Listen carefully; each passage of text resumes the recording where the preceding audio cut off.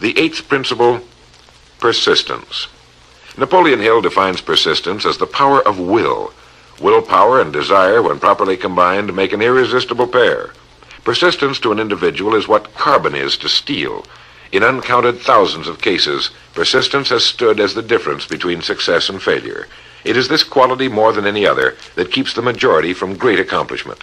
They'll try a thing, but as soon as the going gets tough, they fold. Experience with thousands of people has proved that lack of persistence is a weakness common to the majority of men. It is a weakness which may be overcome by effort.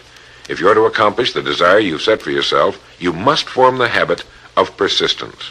Things will get dark. It will seem as though there's no longer any reason to continue. Everything in you will tell you to give up, to quit trying.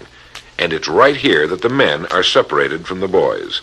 It's right here that if you'll go that extra mile and keep going, that the skies will clear, and you'll begin to see the first signs of the abundance that is to be yours because you had the courage to persist.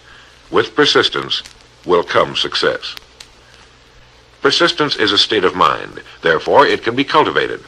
Like all states of mind, persistence is based upon definite causes, among them these. 1, definiteness of purpose, knowing what you want. 2, desire. 3, self-reliance. 4, definiteness of plans. 5, accurate knowledge, knowing that your plan is sound. 6, cooperation.